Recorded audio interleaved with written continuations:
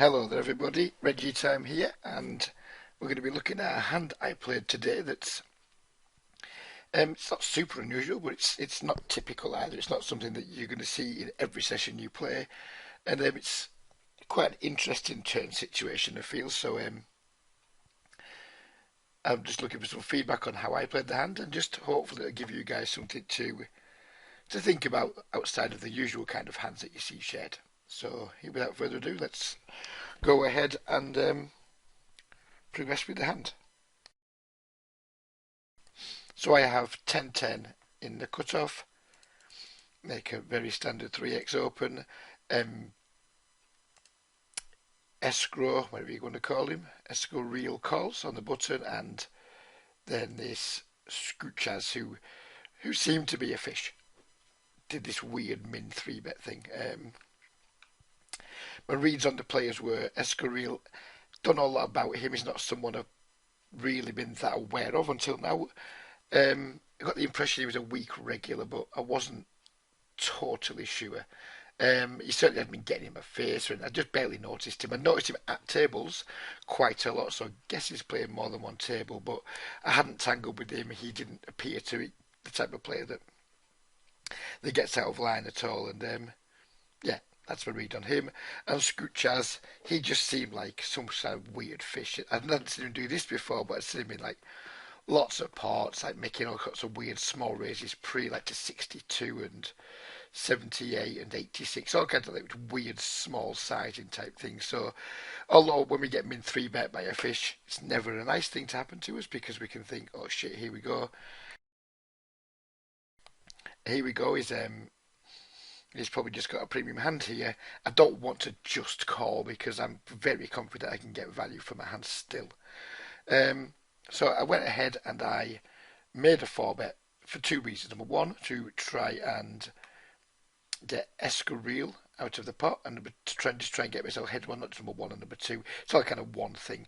I want value betting versus Scoochaz at the same time, hoping we can get Escorial to fold and we can play a pot heads up with the fish in position. Unfortunately, Escorial kind of spoils that plan, and then the fish comes along anyway. So all of a sudden we have like a really bloated pot.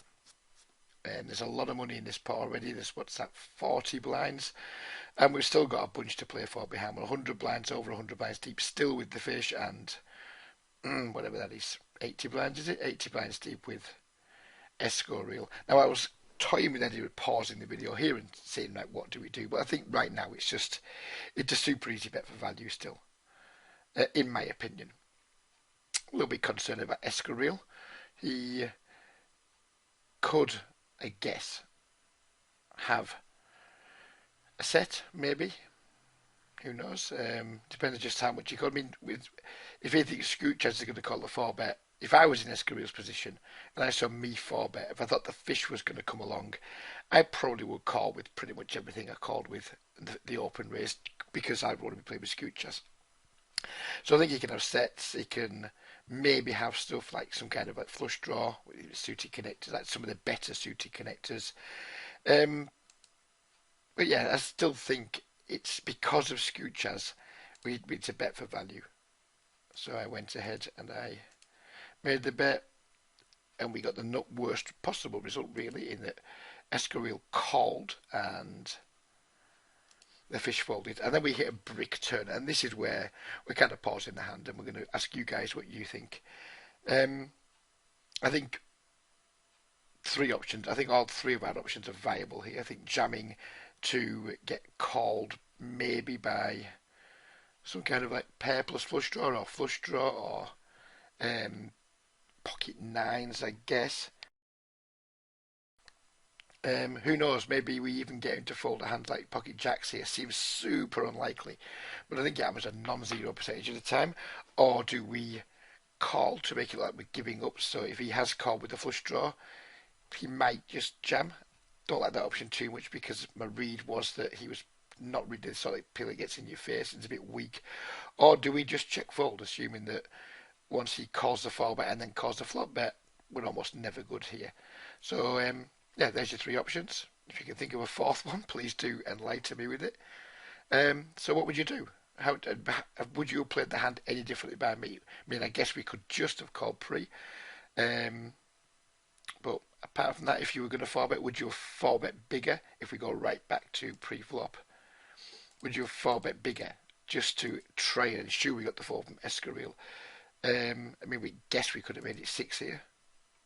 Wouldn't have been totally outrageous. Three bet, four bet into 20 blinds.